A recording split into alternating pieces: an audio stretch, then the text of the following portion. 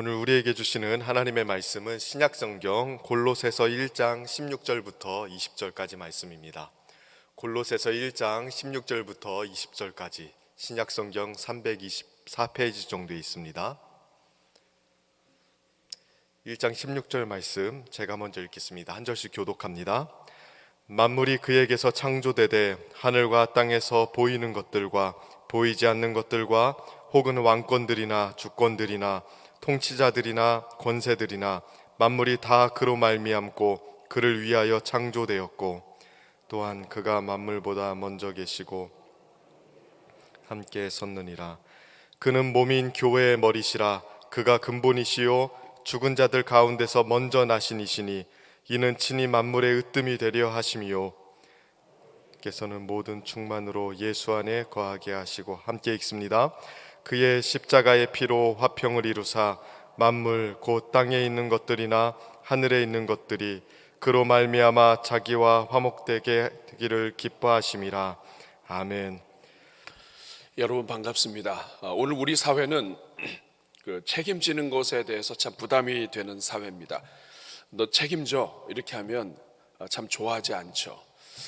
우리가 하나님의 백성으로 기업이 된 데 있어서도 사실 성도의 책임과 의무가 있습니다. 근데 이 책임이라고 하는 것을 어떤 부담스러운 말보다는 우리의 관심의 영역이 어디까지인가, 우리는 어디까지 관심을 갖고 기도해야 되는가, 이렇게 생각을 하면 조금 더 자연스러워지게 됩니다. 우리 한국 사회 안에서 우리 교회는 어디까지 관심을 가지고 책임을 져야 합니까? 여기에 도움을 주기 위해서 먼저 이 사회가 우리에게 어떻게 관심을 갖고 있는가를 살펴볼 필요가 있습니다. 지난해 1월 달에 개신교인들과 비개신교인들을 대상으로 설문조사를 했습니다. 한국 교회에 대한 인식을 조사했는데 그 인식 조사한 것에 따르면은 한국 교회를 바라보면서 가장 기대하는 것, 그것이 무엇이냐면 한국 교회의 공공성의 회복이었습니다. 이거는 성도가 아니나 비개신교이나 관계없이 한국 교회는 공적인 부분에 관심을 가져야 된다 하는 것이 1위였습니다.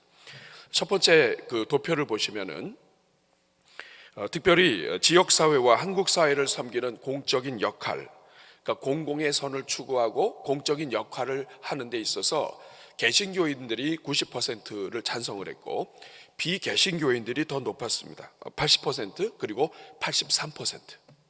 이 말은 뭐냐면 교회가 이제 더 이상 교회만을 위한 교회가 되면 안 된다는 거예요. 사실 한국 교회는 그러지 않았습니다. 이 지역 사회를 위한 교회였는데 어느 순간부터 교회만을 위한 교회처럼 보였다 이 말이에요. 그러면서 한국 사회, 한국 교회에 대해서 어떤 기대감도 있냐면 지금 이렇게 한국 교회, 한국 사회가 이렇게 뭐 동과 서로 그리고 여러 가지로 이념으로 나눠져 있는데 이 나눠져 있는 이 사회를 통합할 수 있는 이 단체, 이 통합할 수 있는 기능, 이게 누가 있느냐? 이 교회가 이런 기능을 할 수 있다고 사람들이 생각하는 거예요. 그래서 개신교인들이 72%, 오히려 비개신교인들은 교회가 전체를 통합해 줘야 된다 하는 데 있어서 더 많은 사회적인 역할을 기대하고 있었던 것입니다. 뿐만 아니라 교회가 사회 안에서 여러 가지 일들을 진행하는 것에 있어서 좀 더 적극적으로 했으면 좋겠다. 그러면서 교회가 이 지역 안에서 지역 봉사하고 가정 상담실이라든지 취미 교실 등 이런 것들을 해서 정말 여러 지역 사회를 위한 프로그램을 하는 것을 어떻게 생각하느냐? 개신교인들의 성도들의 92%가 이것을 찬성을 했고, 그리고 비개신교인들이라 할지라도 3명 중에 한 명은 교회에서 워킹맘이라든지 아니면 이 지역 사회를 위해서 노인들을 위해서라든지 이런 여러 가지 일들을 오픈하게 되면 3명 중에 한 명은 자기는 교회가 성도가 아니라 할지라도 참석하겠다는 거예요. 이것이 지난해 설문조사를 통해서 나타난 설문의 결과입니다. 여러분은 어떻게 생각하세요? 교회는 교회 영역을 뛰어넘어서 지역사회와 이 나라에 대해서 영향력을 확대해야 합니까? 하나님께서 우리를 기업으로 삼아 주셨는데 하나님의 기업된 우리는 어디까지 책임지고 어디까지 관심을 가져야 합니까? 세상 속에서 하나님의 기업, 하나님의 교회의 책임은 어디까지입니까? 교회에서만 있어야 됩니까? 성도와 가정과 일터 요 정도까지만 책임지면 됩니까? 아니면 이 지역사회와 나라까지도 우리 교회는 책임을 지고 섬겨야 됩니까? 이를 위해서 먼저 우리가 살펴봐야 될 것은 하나님의 관심은 어디냐 하는 거예요. 우리가 믿는 하나님의 관심, 우리가 믿는 하나님 아버지께서 어디까지 관심을 갖고 계시는가? 하나님은 어디까지 책임을 지고 계시는가? 하나님이 어디까지 관심을 갖고 있으신지를 우리가 알면 우리가 이 부분에 대해서 좀 더 이해를 할 수 있을 것입니다. 먼저 하나님의 창조를 살펴보면 오늘 우리가 읽은 본문 골로새서 1장 16절에 보면 하나님께서 만물을 창조하셨는데 어느 부분까지 창조하셨는지가 나와 있습니다. 16절 같이 한번 읽어볼게요. 만물이 그에게서 창조되되 하늘과 땅에서 어떤 것들? 자, 보이는 것들을 창조하셨습니다. 보이는 것들이 어떤 것들이 있습니까? 해, 달, 별, 땅, 식물, 공기. 공기 안 보이네요. 또 뭐가 있습니까? 자연, 호수, 강, 바다, 새들, 물고기들, 동물들, 이런 보이는 것들을 다 창조하셨다 이거예요. 그런데 오늘 16절에 보면 보이는 것들과 보이지 않는 것들과 혹은 왕권, 주권, 통치자들, 영적인 존재들이에요. 통치자들이나 또 오늘 이 16절에 나와 있는 여러 권세들, 다 이것이 다 그로 말미암고 예수 그리스도를 통해서 창조가 되었고, 그리고 예수 그리스도를 위해서 창조가 되었다. 그러니까 성경은 하나님께서는 보이는 것과 보이지 않는 모든 것들을 다 지으셨고, 이 모든 보이는 것과 보이지 않는 것들이 예수 그리스도를 높이고 예수 그리스도를 위하여 창조가 되었다 하는 것입니다. 다시 말하면 우리 하나님은 온 우주 만물의 주인이실 뿐만 아니라 보이는 것, 보이지 않는 것, 영적인 존재들에 있어서까지도 우리 하나님은 주인이시다. 하나님께서 처음에 창조하신 후에 우리 인류에게 주신 문화 명령이 있습니다. 창세기 1장 26절부터 28절에 보면 하나님께서 말씀하십니다. 우리 형상과 모양을 따라서 우리가 사람을 만들자. 그래서 바다의 물고기와 하늘의 새와 그리고 이 땅에 있는 모든 것들을 다 다스리게 하자. 그래서 사람을 만들고 28절에 뭐라고 말씀하시냐면 하나님이 복을 주셨어요. 그리고 생육하고 번성하고 땅에 충만하고 땅을 정복해라. 하나님이 만드신 모든 것을 다스리라 이렇게 하셨습니다. 하나님이 인생을 지으시고 사람에게 하나님의 대리자로 세우시고 맡겨주시고 다스리고 통치하게 한 모든 대상에는 이 땅에 있는 모든 것이 다 포함이 돼요. 자연 만물, 생물들뿐만 아니라 이 땅 전체를 다 맡겨주셨습니다. 문제는 이렇게 통치의 주권을 주셨는데 우리가 죄가 들어와서 하나님의 사명을 감당하지 못하고 통치해야 될 대상을 통치가 아니라 지배를 받았어요. 나무와 모든 식물, 돌, 짐승 이런 것들은 인간이 통치해야 될 대상인데 이걸 신으로 섬겨요. 죄가 들어와서는 통치의 대상이 두려움의 대상이 되고 그리고 예배의 대상이 됐어요. 이 죄가 들어온 결과입니다. 그 결과 통치가 아니라 모든 것이 다 왜곡되어 버렸습니다. 독을 하고 파괴하고 이익을 위해서 동물을 학살을 해요. 지금 우리가 경험하고 있는 이 2년 넘는 이 코로나 기간의 이 모든 아픔은 모두가 다 이 동물 학살로부터 시작이 됐어요. 자연을 다스리는 것이 아니라 보호하는 것이 아니라 파괴하고 돈이 된다면 그 어떤 것이라든지 이 서슴지 않는 이 인간의 이 죄악이 오늘 우리의 이 아픈 현실을 만들었다는 거예요. 여러분 이렇게 타락했음에도 불구하고 하나님께서는 한 민족을 선택하셔서 한 사람을 선택하셔서 예수 그리스도까지 이어지는 구원의 역사를 시작하셨습니다. 가장 먼저 부른 사람이 아브라함이에요. 아브라함을 부르셔서 창세기 26장 4절에 보면 하나님께서 아브라함을 부르신 목적이 무엇인지를 하나님이 알려주십니다. 창세기 26장 4절에 네 자손을 하늘의 별과 같이 번성하게 하며 이 모든 땅을 네 자손에게 주리니 네 자손으로 말미암아 천하 만민이 복을 받으리라. 하나님의 관심은 천하 만민이에요. 이스라엘 백성들뿐만이 아니고 주변에 아는 사람들뿐만 아니고 조금 좋게 보이는 민족뿐만 아니고 백인들이나 황인들뿐만 아니고 이 땅에 있는 모든 민족들 천하 만민이 다 복을 얻게 하시고자 하는 것이 우리 하나님 아버지의 책임의 범위입니다. 예수 그리스도를 보내신 목적도 마찬가지예요. 오늘 본문 골로새서 1장 20절 말씀 우리 같이 한번 읽어보겠습니다. 시작. 그의 십자가의 피로 화평을 이루사 만물 곧 땅에 있는 것들이나 하늘에 있는 것들이 그로 말미암아 자기와 화목하게 되기를 기뻐하심이라. 오늘 이 본문을 잘 보면 십자가의 피로 하나님은 화평을 이루셨습니다. 그런데 여러분 잘 주목을 해보십시오. 우리 주님께서 하나님께서 독생자 예수 그리스도를 통해서 화목하게 하고자 하는 대상이 누군가 보세요. 20절 다시 한번 띄워주세요. 네.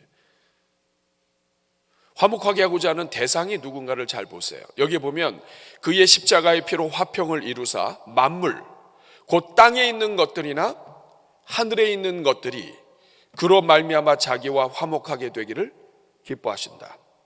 여러분 우리가 보통 성경을 읽으면서 우리는 그냥 휙 넘어가요. 하나님이 화목하게 하기 원하시는 대상은 우리다 생각하는 거예요. 우리가 예수님을 믿고 우리를 위해서 화목제물로 돌아가셨기 때문에 우리만 화목되면 된다라고 생각을 해요. 근데 오늘 이 본문 골로새서 1장 20절에 보면 하늘에 있는 것이나 땅에 있는 것들이 다 그리스도의 피로 인하여 화목되길 원하신다고 얘기하셔요. 여러분 어떻게 이럴 수가 있습니까? 화목 대상이 사람 아닌가요? 그 이유는 인간이 타락하면서 하나님과의 화목이 깨진 것은 인간만이 아니라 인간이 주인이 되어서 통치자가 되어서 대리자가 되어서 주권을 가지고 다스려야 될 이 자연 만물까지도 다 하나님과의 관계가 파괴되었다는 뜻입니다.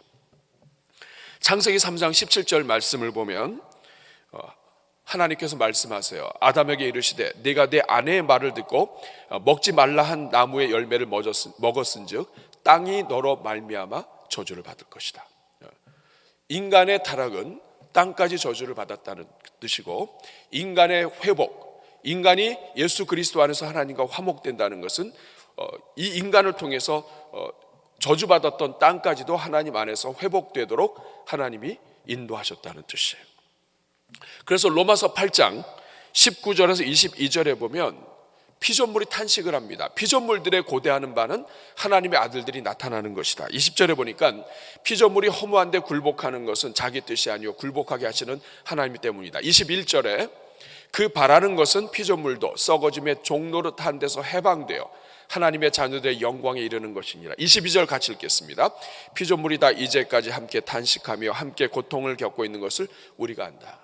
피조 세계가 죄가 들어와서 하나님의 온전한 사랑과 통치를 받아야 될 대상들이 죄가 들어오면서 인간이 하나님의 대리자 역할을 제대로 못하고 파괴하고 모든 온갖 도굴과 죽이는 것과 학살과 이 모든 것들에 연연되다 보니까 자연도 같이 이 죄 가운데서 고통과 신음하고 있다.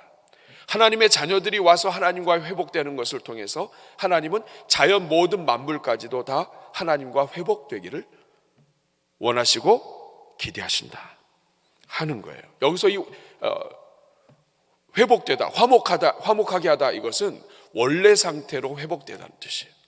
하나님과의 원래 상태로 인간을 통해서 파괴된 그것이 인간의 순종으로 말미암아 자연스럽게 인간이 가는 모든 곳곳에 있는 환경과 자연과 동물들이 그 구원받고 화목된 인생을 통해서 같이 화목을 누릴 수 있도록 하나님이 인도하신다는 거예요.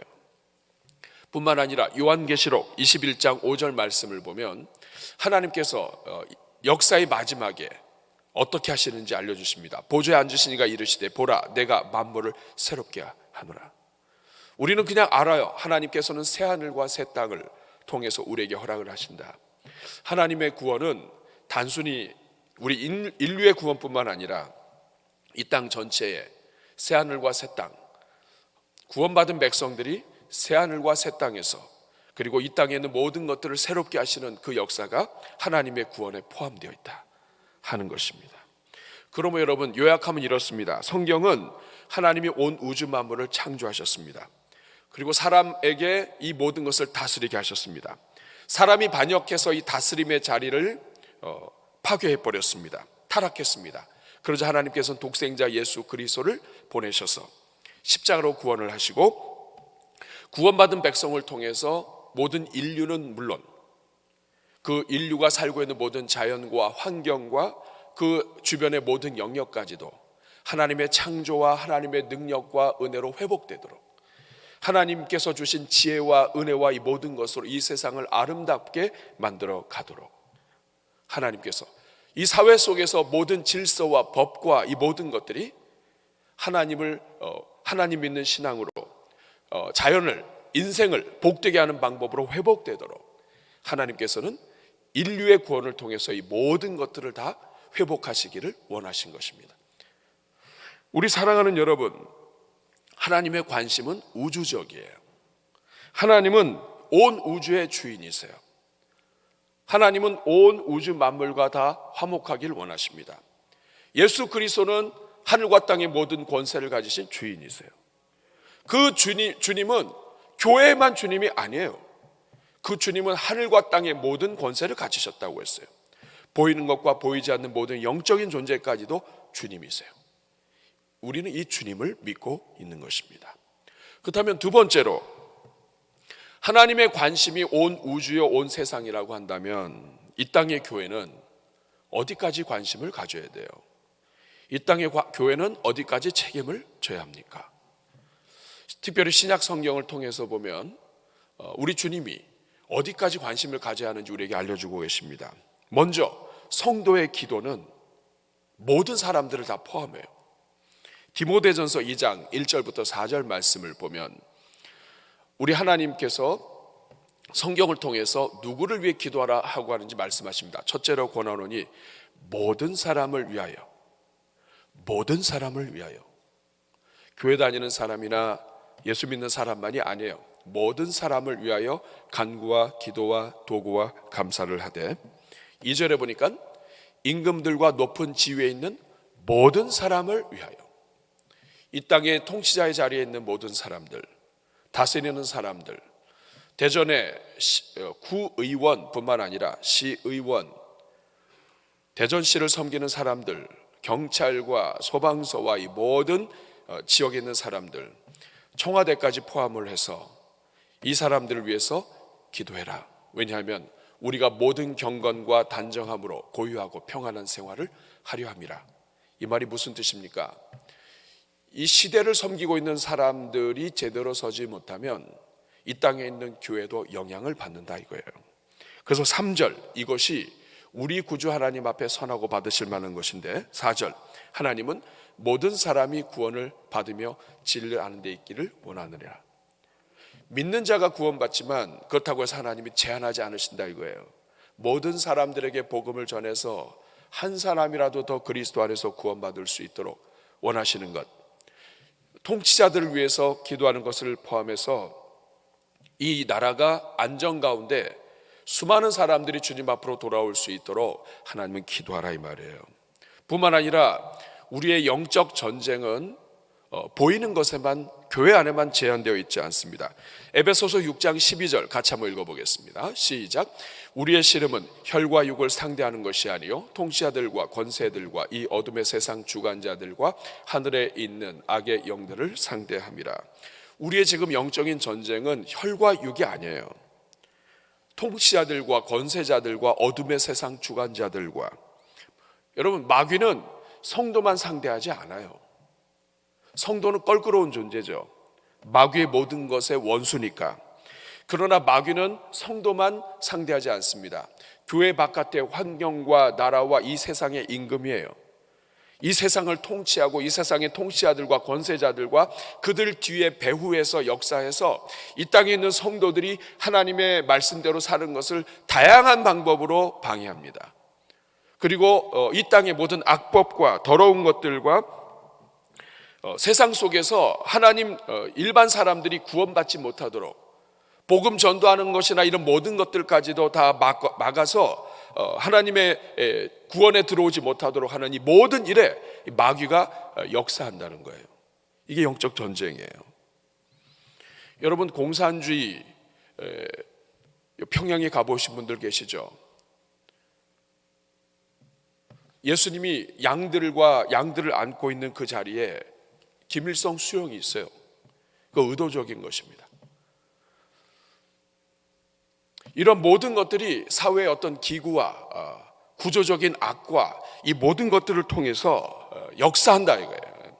청와대까지, 백악관까지 이 세상을 다스리는 모든 나라와 통치자들의 배후에서 마귀가 역사한다. 그래서 탐욕으로 사람을 죽이고 정죄하고 악의 손에서 벗어나지 못하게 하고 내 것을 챙기는 것을 통해서 하나님의 뜻을 펼치지 못하게 한다. 학대하는 사람들 모든 뒤편에 마귀가 있다. 이 세상에 고통당하고 중독으로 인해서 고생하는 모든 영혼들 뒤에 마귀가 있다. 그러므로 이런 영적 전쟁을 위해서 보이는 것과 보이지 않는 것과 나라와 권세와 모든 것들까지도 위해서 기도하라 이거예요. 성도들의 기도의 영역, 관심의 영역, 영적 전쟁의 영역은 우주적인 것입니다. 예수님은 이런 상황에서 제자들에게 말씀하세요. 너희는 세상의 빛과 소금이라고 하셨습니다. 마태복음 5장 16절에 보면 너희는 세상의 빛과 소금이다. 너희 빛이 사람 앞에 비치게 해라. 너희는 교회 안에 빛이 아니야. 성도들은 이 땅의 교회는 이 교회 안에 믿는 자들에게만 빛이 아니라 너희는 세상의 빛과 소금이야. 이 세상이 부패하지 않도록 이 세상 속에 스며들어서 세상 속에서 하나님의 영광이 드러날 수 있도록 너희의 착한 행실을 세상 사람들이 보고 하늘에 계신 아버지께 영광을 돌리도록 가정과 일터와 사회와 직장과 그리고 국회와 그리고 이 땅의 모든 통치 자리까지 모든 정권과 구석구석에 너희가 있는 그곳에 하나님이 인도하시는 그 자리에서 빛과 소금으로 착한 행실로 하나님을 섬겨라. 다니엘이 요셉이 하나님을 알지 못하는 나라 속에서도 하나님을 대신해서 하나님의 대리자로 그 지역을 나라를 섬겼던 것처럼 하나님의 백성들이 어디에 있든지 하나님은 우리가 빛과 소금이 되어서 그 지역에 빛이 나타나고 하나님께 영광 올려드릴 수 있는 도구로 우리가 쓰임받기를 원하시는 것입니다. 뿐만 아니라 예수님께서 우리에게 가르쳐 주신 주기도문에는 하나님의 나라를 위하여 우리에게 간구하게 하십니다. 마태복음 6장 9절에서 10절 말씀 같이 한번 읽어보겠습니다. 시작. 그러므로 너희는 이렇게 기도하라. 하늘에 계신 우리 아버지여 이름이 거룩히 여김을 받으시오며 10절 나라가 임하시오며 뜻이 하늘에서 이루어진 것 같이 땅에서도 이루어지이다. 매일매일 기도할 때 하나님의 나라가 임해서 하나님의 통치가 교회와 교회 밖과 성도들을 통해서 하나님의 통치가 확장되도록 하나님의 나라가 임하도록 이 대한민국에 하나님의 통치가 임하도록 이 대한민국의 모든 법규에 하나님의 통치가 임하도록 기업주들에게 하나님의 나라가 임하도록 하나님의 통치가 다스리는 그러한 나라가 세워지도록 하늘에서 뜻이 이루어진 것 같이 땅에서도 뜻이 이루어지도록 기도하라 이 말이에요. 사랑하는 여러분, 그럼 오늘 세 번째로 오늘 우리는 어떻게 살아야 합니까? 우리 하나님이 온 우주에 관심을 갖고 우주적인 회복을 예수 그리스도를 통해서 십자가를 통해서 이루셨다면 오늘 이 땅을 살아가는 성도들은 이 세상 속에서 영적 전쟁하는 이 속에서 영혼들을 구원하고 그리고 이 세상 속에서 빛과 소금으로 살아야 하며 하나님의 나라가 임하도록 살아야 하는 그러한 사명을 갖게 되었다면 오늘 우리는 이제 어떻게 살면 됩니까? 하나님의 기업으로서 하나님이 우리를 기업 삼으시고 구원 삼으신 데에는 책임이 있습니다. 그 책임의 범위는 어디까지입니까? 지금까지 드린 말씀을 정리하면 첫 번째로 영혼 구원이 출발이에요. 여러분, 교회는 하나님의 영역, 교회 안에 있는 안에서만 있는 것에서 튀어나와야 돼요. 우리 하나님의 영역을 교회가 스스로 축소합니다. 우리 하나님은 교회 안에만 역사하시고 교회 안에만 은혜가 있으신 분이 아니에요. 우리 하나님은 온 우주 만물의 주인이시고 예수 그리스도는 하늘과 땅의 모든 권세를 가지신 분이세요. 그거 회복시켜야 합니다. 성도가 스스로 교회 하나만 관심 갖고 있고 사회 속에서는 우리 주님을 선포하지 않는다. 우리 성도 스스로가 우리 하나님을 축소하는 거예요. 내가 믿는 하나님은 교회의 하나님이라고요. 이렇게 축소하며 사는 거예요. 이건 죄입니다, 여러분. 하나님을 제대로 알지 못하는 죄예요. 회복해야 돼요. 그 첫째가 뭐냐면 영혼 출발, 영혼 구원이에요. 첫 번째는 영혼 구원이 출발이에요. 오늘 본문 20절을 한번 보겠습니다. 왜 영혼 구원이 출발인가? 20절 말씀. 우리가 이미 읽은 말씀입니다. 같이 읽어보겠습니다. 그의 십자가의 피로 화평을 이루사 만물과 땅에 있는 것들이나 하늘에 있는 것들이 그로 말미암아 자기와 화목하게 되기를 기뻐하심이라. 모든 화목의 출발은 사람이에요. 사람이 예수님을 믿고 십자가의 보혈로 화목이 되어야 십자가와 함께 죽고 십자가와 함께 다시 살아야 그리스도와 함께 죽고 그리스도와 함께 살아야 그 사람을 통해서 화목이 일어나요. 내가 예수님의 십자가와 함께 죽었는데도 십자가가 나타나지 않고 화목이 일어나지 않는다면 이건 심각하게 고민을 해봐야 돼요. 출발은 한 영혼의 구원이에요. 구원받은 한 사람이 가정에 들어가서 가정 안에서 화목이 시작이 됩니다. 하나님과의 관계가 화목이 되고 나와의 관계가 화목이 되면 이웃과의 관계가 화목이 돼요. 성경의 가장 큰 계명은 하나님을 사랑하고 이웃을 사랑하는 거예요. 이게 성경 전체의 핵심이고 요약이에요. 율법과 선지자의 강령이에요. 모든 성경이 여기에 다 달려 있어요. 화목된 한 사람이 가정에 가면 진짜 십자가의 복음으로 온전히 선 사람이 가정에 들어가면 그 가정에 변화가 일어납니다. 그리고 그 사람이 일터에 가면 그 사람으로 인해서 일터에 변화가 일어납니다. 하나님은 그걸 원하시는 거예요. 그렇기 때문에 영혼 구원이 첫 번째입니다. 영혼 구원이 일어나면 그 사람이 여기에 있든 아니면 땅 끝에 있든 선교지에 있든 그 한 사람을 통해서 하나님은 변화를 시작하십니다. 그 한 사람이 가는 곳마다 그 한 사람이 머무는 곳마다 쓰레기나 이런 여러 가지들을 줄이고 자연을 보호하고 환경을 보호하는 데까지 다 누가 하느냐? 사람이 하는데 그 사람은 구원받은 사람이라 이 말이에요. 그러므로 영혼 구원에 계속해서 집중해야 합니다. 이것이 첫 번째 출발점이에요. 그러나 여기에서 멈추면 안 돼요. 한국교회는 여기에서 멈췄습니다. 그러다 보니까 온갖 사회 문제가 일어났어요. 두 번째는 뭐냐면 공적인 공간에서 선교적인 삶을 살아야 합니다. 같이 읽겠습니다. 공적 공간에서 선교적 삶을 살아야 한다.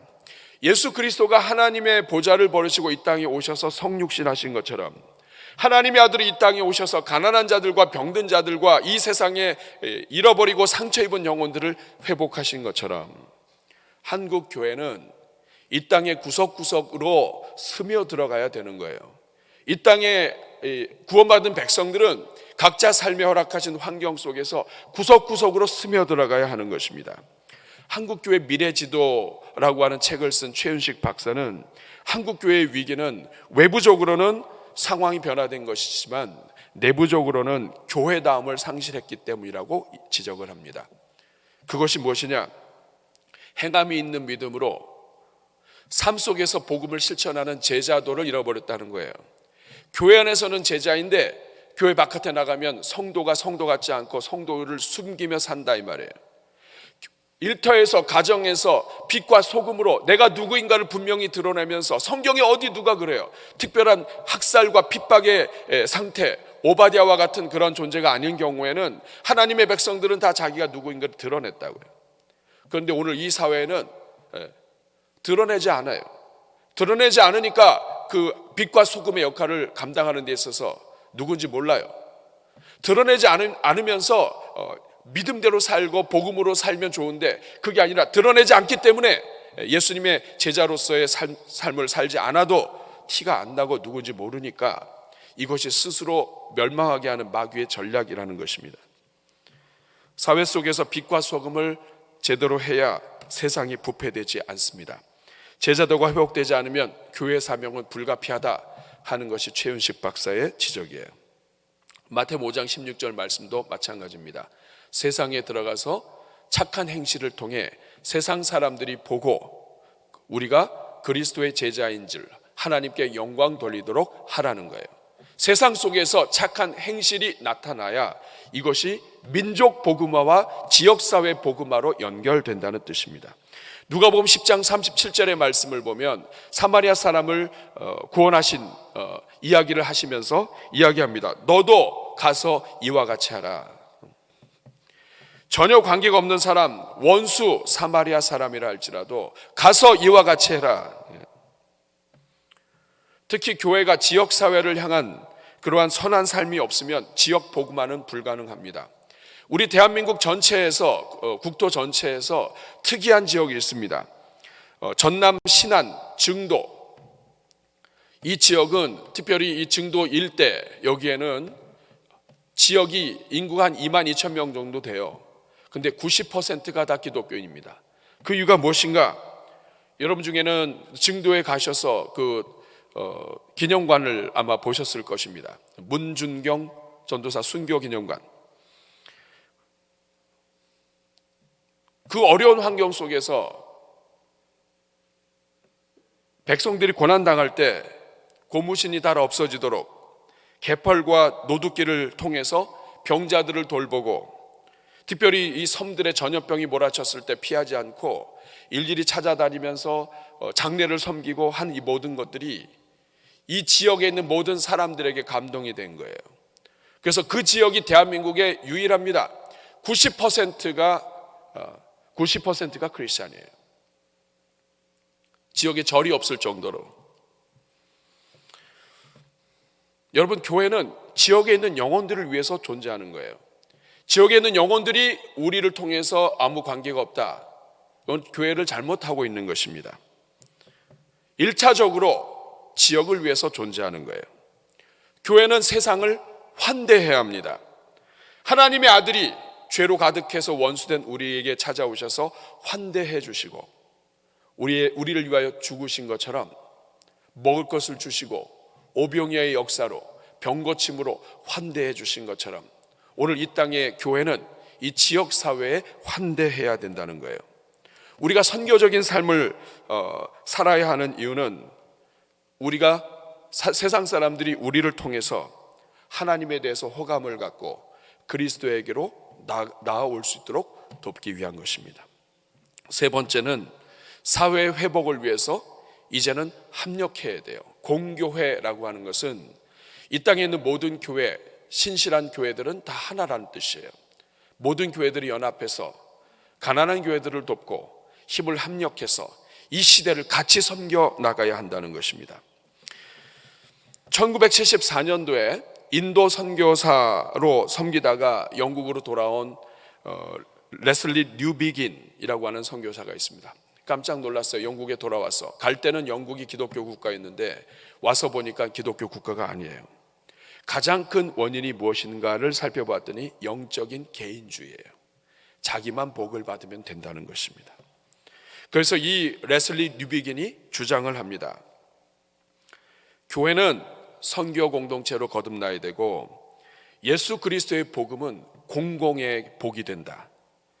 교회 안에서만 진리가 아니라 십자가의 복음과 하나님의 말씀은 이 세상 어디를 내놔도 복이다, 이 말이에요. 십자가가 들어가는 곳마다 가정이 회복되고 그 지역이 살아나는데, 십계명은 우리 모든 믿는 자들뿐만 아니라 이 땅에 있는 모든 사람들에게 보편적인 진리입니다.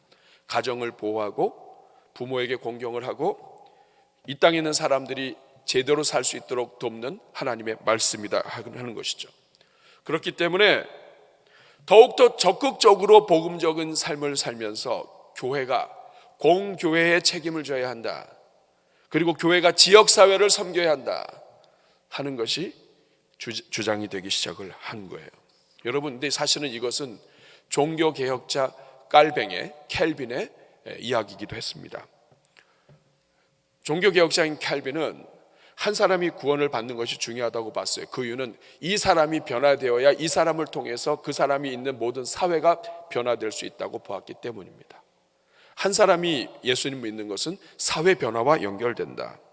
그래서 켈빈은 성시화 운동을 했습니다. 제네바가 거룩한 도시가 되도록, 그래서 20년 동안 성경이 시민 생활 전체에 영향을 미치도록, 그래서 200명으로 구성된 시의회가 하나님을 경외하고 하나님 경외하는 것에서 정치를 하도록 그렇게 도왔습니다. 근데 우리는 이런 종교개혁의 후예들이, 우리는 우리 교회 안에 갇혀서 우리만 잘 먹고 우리가 잘 복을 누리며 이 지역사회 속에서는 신음을 하는데 그걸 잘 모른다 이 말이에요. 선교는 한 사람만 바꾸는 게 아니에요. 우리가 잊고 있는 것이 있습니다. 선교는 전도운동이 아니라 지역사회 변화운동이에요. 우리 대한민국에 선교사가 들어왔을 때에는 십자가의 복음만 들어온 게 아니에요. 의료가 들어오고 학교가 들어오고, 그리고 가난이 퇴치가 되고, 그리고 노름과 음주와 첩두는 것과 이 땅에서 미신과 이 모든 것들을 다 타파하면서 사람들을 개혁하는 것입니다. 그것이 오늘 이 대한민국의 기독교가 시작된 출발이었어요. 근데 한국교회가 성장하다 보니까 이 출발과 이 모든 것들, 선교를 통해서 지역사회를 바꾸고 나라를 바꾸는 것에는 관심을 잃어버리고, 우리만 구원받아서 우리 것만, 교회 돈과 우리 것과 여기에만 관심을 갖는 거예요. 여러분, 한국교회가 지금 돈이 없어서 이 세상에서 더 지적받는 게 아니에요. 돈 문제가 아닌 것입니다. 이 지역사회와 함께 하느냐, 교회가 얼마나 이 지역에 있는 영혼들을 사랑하느냐, 하나님께서 이 지역에 교회를 세우신 것이 누구를 위한 것이냐, 이것을 기억해야 할 것입니다. 잠언 11장 11절에 성읍은 한 정직한 자의 축복으로 인하여 진흥하고 악한 자의 입으로 무너집니다. 저는 우리 대전중앙교회가 정직한 자의 축복의 입술이 되어서, 손길이 되어서, 손과 발이 되어서 이 지역을 살리고 영혼을 구원하는 하나님의 도구로 굳게 서기를 주님의 이름으로 축복합니다. 기도하겠습니다. 자비로우신 주님, 우리 대전중앙교회 하나님의 영광의 도구로 사용하여 주시고, 주님, 이 땅에 우리 교회를 세우신 것이 영혼 구원은 물론 대한민국 전체에 하나님의 통치가 다스리는 나라를 세우도록 우리를 부르셨음을 기억하며 살게 해 주옵소서. 예수님의 이름으로 기도합나이다.